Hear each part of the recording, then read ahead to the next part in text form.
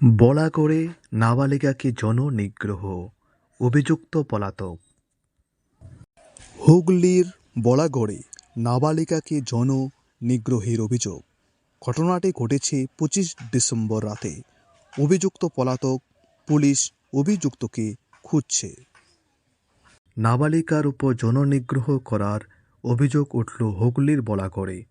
গত 25 ডিসেম্বর রাতে ঘটনাটি ঘটে। অভিযুক্ত প্রতিবেশী যুবক। পুলিশ পক্সো সহ একাধিক ধারায় এ নিয়ে অভিযোগ দায়ের করেছে। অভিযুক্ত পলাতক, তার সন্ধানে তল্লাশি অভিযান শুরু করেছে পুলিশ, কিন্তু অভিযুক্তের বিরুদ্ধে নির্যাতিতাকে উদ্ধারকারী যুবককে হুমকি দেওয়ার অভিযোগ উঠেছে। পাল্টা অভিযুক্তের বাড়িও ভাঙচুর হয় বলে অভিযোগ। বুধবার ঘটনাস্থলে যান বলাগড়ের বিধায়ক মনোরঞ্জন বোয়াপাড়ি। তিনি অভিযুক্তকে গ্রেপ্তার করে কঠোর শাস্তি দেওয়ার দাবি তুলেছেন।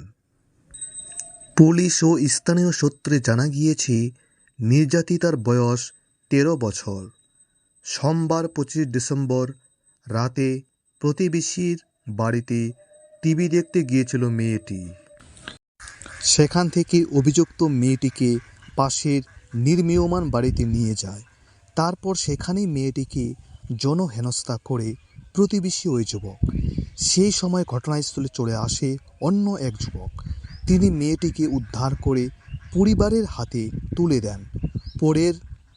পরিবারের তরফে পুলিশের কাছে অভিযোগ দায়ের করা হয়।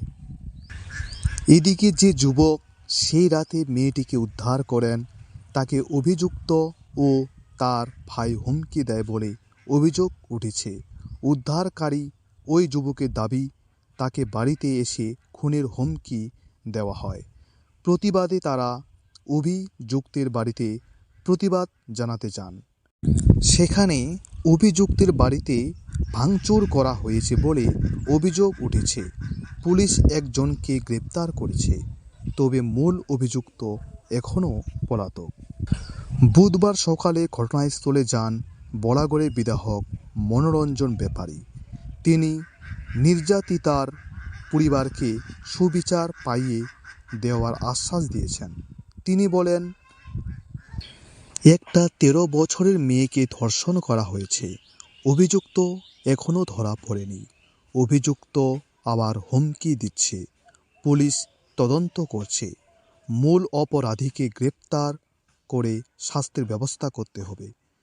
এরা কোনো দলের নাম করে এসব করছে। এরা মানুষকে ভয় দেখাতে দলের নাম ভাঙ্গায়।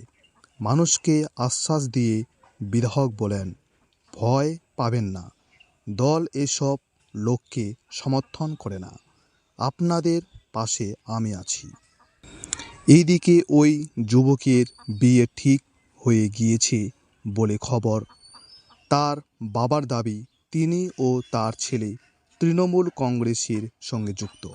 ফলে এই ঘটনায় ক্রমশ রাজনৈতিক রং লাগতে শুরু করেছে।